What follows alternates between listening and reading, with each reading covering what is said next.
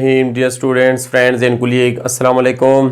मेरा नाम है डॉक्टर उस्मान खटक और आप देख रहे हैं मेरे YouTube channel biology super king.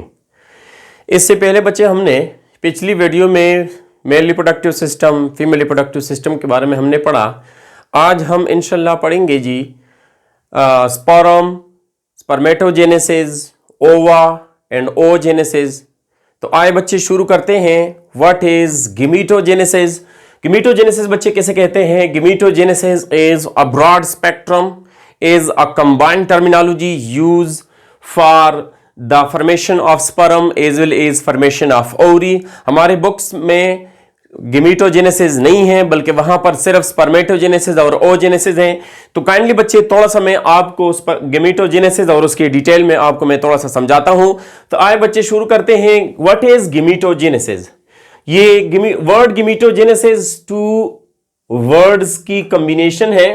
One is gamete and the other one is genesis. So ऐसा प्रोसेस जिसमें गिमीट्स बनते हैं, ऐसे प्रोसेस को हम बोलेंगे गिमीटोजेनेसिस।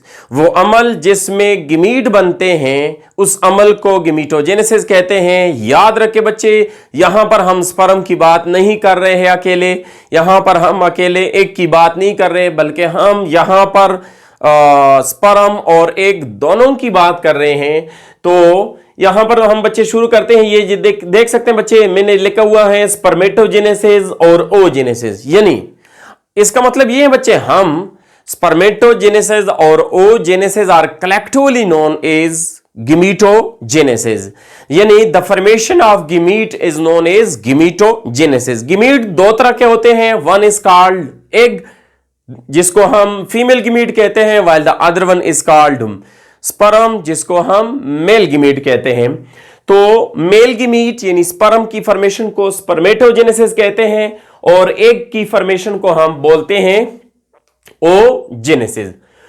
स्पर्मेटोजेनेसिस फॉर्मेशन ऑफ स्पर्म या स्पर्म फॉर्मेशन, और ओजेनेसिस बच्चे फॉर्मेशन ऑफ एग और एग फॉर्मेशन को हम बोलते हैं। याद रखें बच्चे, यहां पर स्पर्मेटोजेनेसिस एक सिमेट्रिकल डिवीजन है। सिमेट्रिकल डिवीजन का मतलब ये है बच्चे, आप देख सकते हैं, हम आगे लेक्चर में भी पढ़ेंगे, ऐसा डिवीजन जिसमें सिमिलर साइज के सेल प्रोड्यूस होते हैं, such type of division are known as symmetrical division.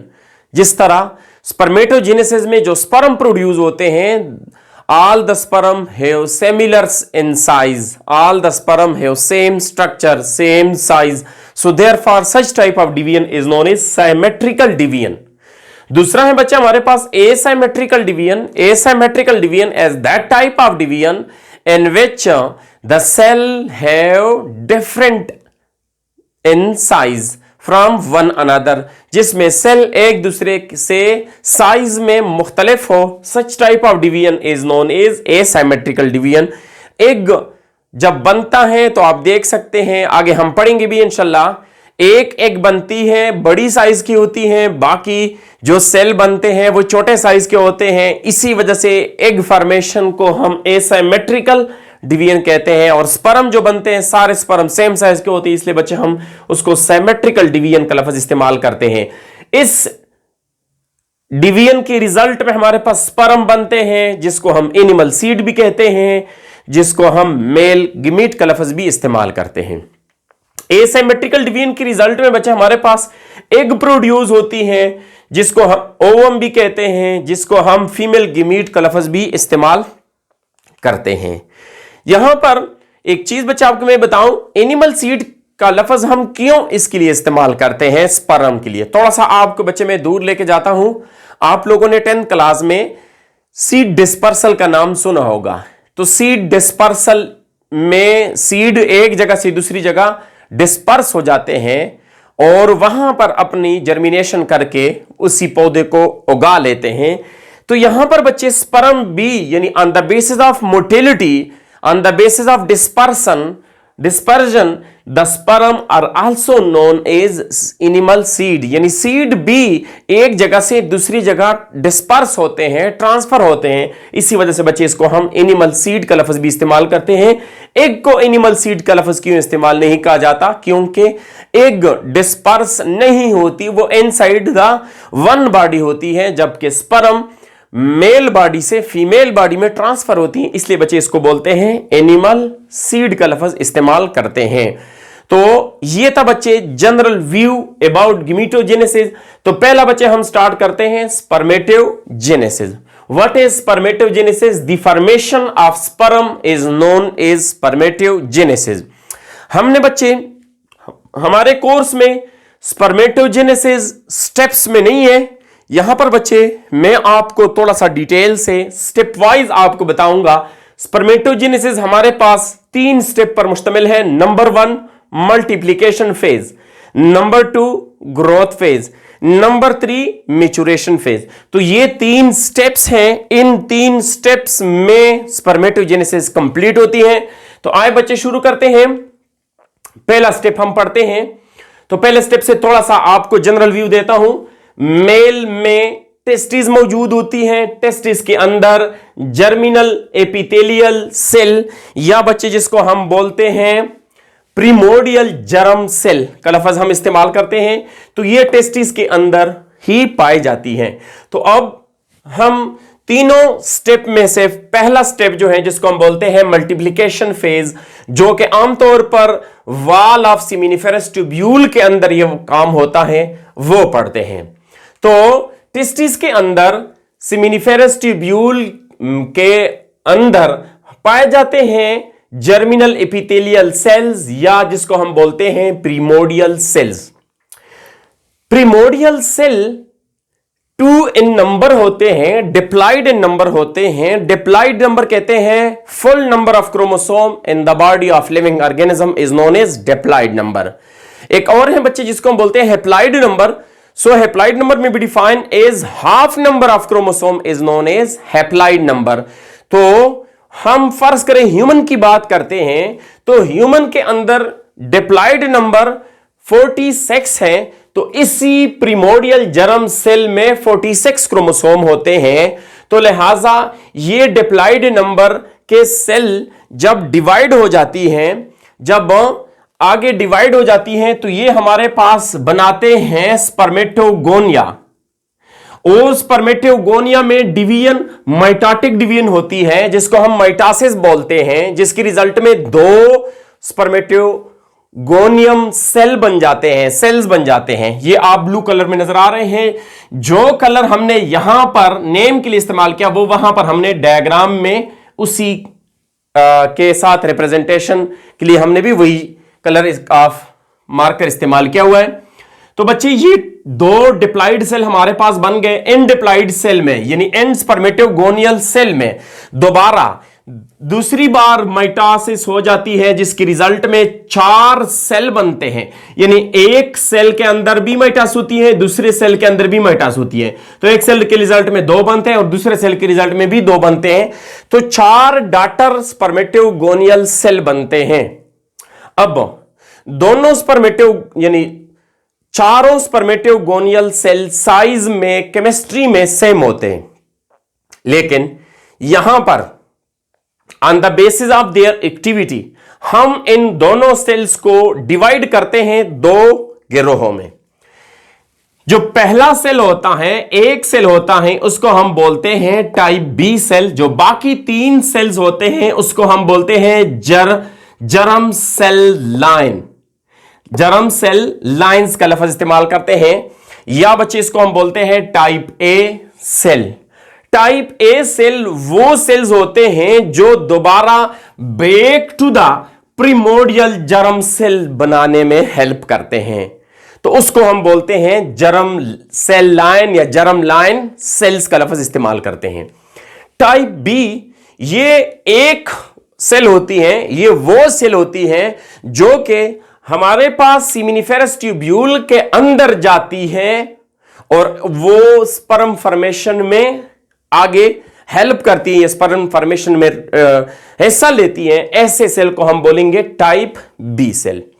तो हमारे पास डॉटर स्पर्मेटिव गोनिया 4 हैं, 4 में से 3 back to primordial germ cell बन गए और एक जो है वो आगे हमारे पास डेवलप हो गई प्राइमरी स्पर्मेटिव साइट में। तो ये था बच्चे हमारे पास पहला स्टेप मल्टीप्लिकेशन, जो कि वॉल ऑफ सेमिनिफेरस ट्यूब्यूल के अंदर हो रहा था। स्पर्मेटिव डॉटर स्पर्मेटिव गोनिया तक का जो स्टेप था स्टार्ट से लेकर यहां तक, इसको हम बोलते थे मल्टीप्लिकेशन फेज। अब दूसरा है हमारे पास ग्रोथ फेज। ग्रोथ फेज में जो प्राइमरी टाइप बी सेल्स हमारे पास बन गए, ये type B cell gain nutrient, खुराक हासिल करते हैं। ये जो आपको बच्चे नजर आ रहे हैं, हम इसको बोल सकते हैं न्यूट्रेंट्स। इसको हम बच्चे लफ्ज इस्तेमाल करते हैं क्या? न्यूट्रेंट्स का लफ्ज इस्तेमाल करते हैं। तो न्यूट्रेंट्स ही गेन करने के बाद इसकी साइज बढ़ जाती है। साइज के बढ़ने को हम बोलते हैं ग्रोथ। तो सेकेंड फेज जो कि हमारे पास इसी प्राइमरी स्पर्मेटिव साइट ने न्यूट्रिएंट गेन कर दिए और गेन करने के बाद ये primary spermatocyte push into the lumen of seminiferous tubule cavity, यानी lumen cavity of seminiferous tubule में ये आ जाते हैं ग्रोथ फेज के बाद। यानी ग्रोथ फेज कंप्लीट हो गया, ये इस वक्त सेमिनिफेरस ट्यूब्यूल की ल्यूमन कैविटी में पाई जाती है। उसके बाद तीसरा स्टेप है बच्चे जिसको हम बोलते हैं मैच्योरेशन स्टेप।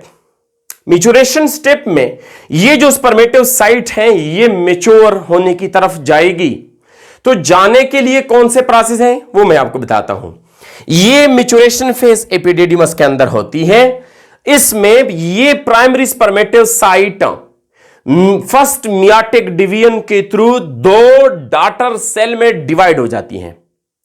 इन दोनों डॉटर सेल में क्रोमोसोम की तादाद रिड्यूस हो जाती है, हाफ नंबर हो जाती है, n नंबर ऑफ क्रोमोसोम आ जाती है। जैसे कि आप देख सकते हैं 2n और इधर आप देख सकते हैं n नंबर, यहां पर भी n और इधर भी n। इसको हम बोलते हैं फर्स्ट मियाटिक डिवीजन। दूसरा है हमारे पास सेकंड मियाटिक डिवीजन। ये दोनों सेल जिसको हम बोलते हैं secondary spermatocytes undergoes second meiotic division also known as mitotic division। तो इन दोनों सेल से फर्दर 2-2 सेल बन जाते हैं जैसे कि आप देख रहे हैं, लेकिन क्रोमोसोम की तादाद सेकेंडरी स्पर्मेटिव साइट में जितनी थी उतनी ही बनने वाले स्पर्मेटिव साइट्स में होगी। यानी अगर सेकेंडरी स्पर्मेटिव साइट्स हमारे पास n नंबर है तो बनने वाले सेल्स भी n नंबर हो जाएंगे। तो यहां पर आप देख सकते हैं बच्चे ब्लू कलर के जो सेल आपको नजर आ रहे हैं इसमें क्रोमोसोम की तादाद हाफ हो गई, हाफ यानी उसी तरह थी जिस तरह पहले थी। इसलिए बच्चे इसको हम माइटोटिक डिवीजन कहते हैं, जिसमें सेल 2 डॉटर सेल में डिवाइड हो जाती हैं। ऐसी डिवाइड हो जाती हैं कि क्रोमोसोम नंबर डॉटर सेल में पेरेंट सेल के बराबर होती है। तो ये पेरेंट सेल है, ये डॉटर सेल है। इन डॉटर सेल में क्रोमोसोम की तादाद n है और पेरेंट सेल में भी n है, और ऐसे डिवीजन को हम बोलते हैं माइटोटिक डिवीजन या माइटोसिस का लफ्ज इस्तेमाल करते हैं। तो ये secondary spermatocyte, 2 secondary spermatocyte divide हो गए 4 स्पर्मेटिड्स में, और 4 स्पर्मेटिड जो हमारे पास बन गए इनमें क्रोमोसोम की तादाद जो पेरेंट सेल थे जिसको हम सेकेंडरी स्पर्मेटिड साइट कहते हैं उसके बराबर है। तो यहां पर आप देख सकते हैं बच्चे सेकेंडरी स्पर्मेटिड साइट से स्पर्मेटिड्स जो बन गए ये 4 स्पर्मेटिड बन गए। इन 4 स्पर्मेटिड्स में साइटोप्लाज्म की कंसंट्रेशन ज्यादा होती है। साइटोप्लाज्म की कंसंट्रेशन कम होने के साथ साथ ये स्पर्मेटिड डेवलप या मैच्योर हो जाती है और एक स्पर्म बना लेती है।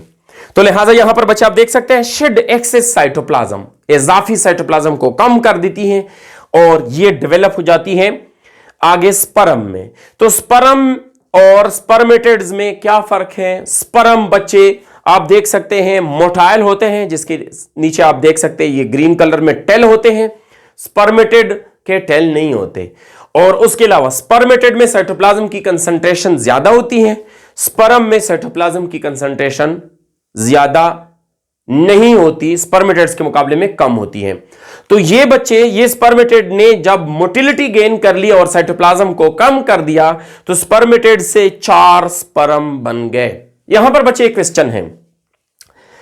क्वेश्चन से पहले बच्चे स्पर्म को स्पर्मेटोजोआ का लफ्ज भी इस्तेमाल कर सकते हैं, जो पिछले में मैंने आपको बता दिया एनिमल सीड भी कहते हैं, या मेल गेमीट का लफ्ज भी इस्तेमाल करते हैं। यहां पर एक क्वेश्चन ये है बच्चे कि एक प्रीमोडियल जर्म सेल से या जर्मिनल एपिथेलियल सेल से कितने स्पर्म बनते हैं? एक प्रीमोडियल जर्म सेल से 4 स्पर्म बनते हैं। ये चारों स्पर्म मैच्योर फॉर्म में होते हैं, लिहाजा mature spermatid are also known as sperm का लफ्ज हम इस्तेमाल करते हैं। अब बच्चे ये था स्पर्मेटोजेनेसिस के बारे में डिटेल से बातें जो मैंने आपको बता दिए।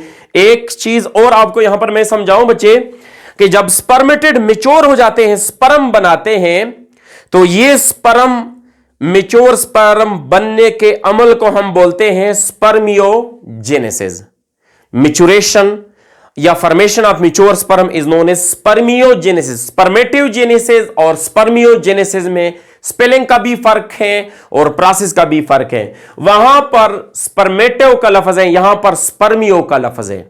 तो spermio maturation of spermatid into sperm is known as spermiogenesis, या फॉर्मेशन ऑफ मैच्योर स्पर्म या formation of sperm is known as spermiogenesis, while spermatogenesis का लफ्ज हम फॉर्मेशन ऑफ स्पर्म बोलते हैं। तो लिहाजा यहां पर बच्चे सिर्फ मैच्योर की बात है स्पर्मियोजेनेसिस में, और स्पर्मेटिवजेनेसिस में मैच्योर की बात नहीं है। जनरल हम पूरे प्रोसेस को बोलते हैं स्पर्मेटिवजेनेसिस, और यहां पर स्पर्मियोजेनेसिस में spermatid change into sperm is known as spermiogenesis. तो ये बच्चे 3 मुख्तलिफ प्रोसेस थे, उन तीनों स्टेप्स थे। तीनों स्टेप के नेम भी बच्चे आपको मैंने बता दिए, मल्टीप्लिकेशन, ग्रोथ फेज और मैच्योरेशन फेज। और तीनों के मैंने आपको लोकेशन भी बता दिया कि ये वॉल ऑफ सेमिनिफेरस ट्यूब्यूल, ये ल्यूमन ऑफ सेमिनिफेरस ट्यूब्यूल, और ये मैच्योरेशन का आखिरी स्टेप जो है वो एपिडिडिमस में होता है। एक बात जो बच्चे यहां पर मैं आपको बताता जाऊं वो ये है कि अब ये जो 4 स्पर्म हमारे पास बन गए, इस स्पर्म का स्ट्रक्चर क्या है? तो आओ बच्चे स्ट्रक्चर ऑफ स्पर्म की तरफ जाते हैं। अगर हम स्ट्रक्चर ऑफ स्पर्म को देखें तो स्पर्म के टोटल 5 हिस्से होते हैं। एक सबसे टॉप वाला हिस्सा जिसको हम बोलते हैं एक्रोसोम। एक्रोसोम के अंदर केमिकल्स होते हैं, एंजाइम्स होते हैं, प्रोटीन्स होते हैं, जिसको बोलते हैं हियालुरोनाइडेज एंजाइम्स।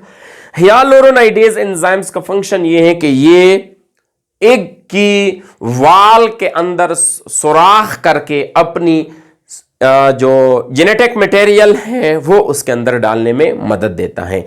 यानी एक्रोसोम के अंदर मौजूद एंजाइम हियालुरोनाइडेज ये एग की वाल को परमिएबल बनाती हैं। दूसरा है बच्चे आपको जो ब्लैक कलर में नजर आ रहा है, इसको हम बोलते हैं हेड। हेड के अंदर मंदरजा झेल हिस्से होते हैं, जिनमें पहला है हमारे पास गाल्जी बॉडीज। ये गाल्जी बॉडीज ये गाल्जी बॉडीज जो हैं ये सेल्यूलर के तौर पर काम करते हैं, लिपिड फॉर्मेशन और दूसरे प्रोटीन सिंथेसिस। इसके अलावा ये राइबोसोम हैं, ये भी प्रोटीन सिंथेसिस में। और ये जो आपको नजर आ रही है इसको हम बोलते हैं न्यूक्लियस।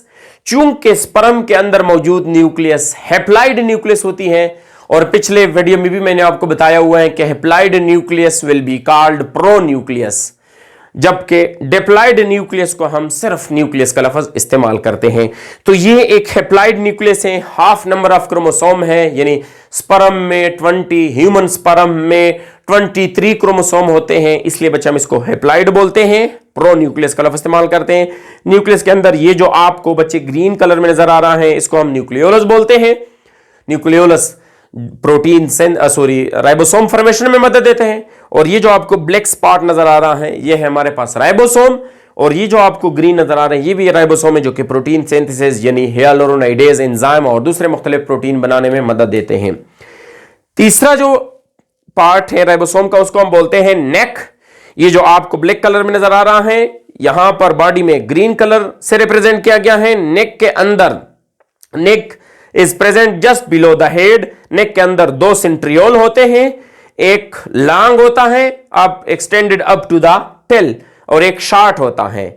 इसके अलावा बच्चे शार्ट के लिए हम लफ्ज सेंट्रियोल, दोनों के लिए सेंट्रियोल का लफ्ज इस्तेमाल करते हैं, लेकिन जो लॉन्ग होता है उसी लॉन्ग वाले सेंट्रियोल को हम बोलते हैं एक्सोनेम या एक्सियल फिलामेंट, या जस्ट सेंट्रियोल का लफ्ज भी हम इस्तेमाल करते हैं। उसके नीचे जो आपको नजर आ रही है ब्लू कलर में, उसको हम बोलते हैं बच्चे मेड पीस। मेड पीस के अंदर यही एक्सटेंडेड सेंट्रियोल होता है, साथ में स्पाइरल माइटोकॉन्ड्रिया भी पाई जाती है, जो आपको रेड कलर में नजर आ रहा है। ये माइटोकॉन्ड्रिया स्पर्म के लिए मोटिलिटी के दौरान इस्तेमाल होने वाली एनर्जी यानी एटीपी फॉर्मेशन में मदद देती है। इसके अलावा बच्चे ये जो आपको कॉइल फॉर्म में नजर आ रहा है या वेव लाइक स्ट्रक्चर में नजर आ रहा है, ये है क्रोमोसोम का टेल। टेल में यही लॉन्ग सेंट्रियोल ही पाया जाता है, और जिसको हम एक्सोनेम का लफ्ज इस्तेमाल करते हैं, और यही एक्सोनेम स्पर्म की मोटिलिटी में हेल्प करता है। तो ये था बच्चे आज का हमारा टॉपिक। अगर आपको हमारी वीडियो अच्छी लगी हो तो आप जरूर हमारी हौसला अफजाई के लिए लाइक का बटन दबाएं और अपने दोस्तों के साथ इस वीडियो को शेयर करें, और इसी तरह मजीद बेहतर और इंफॉर्मेटिव वीडियो के लिए हमारा YouTube channel biology super king को सब्सक्राइब करें। Thank you, Allah Hafiz.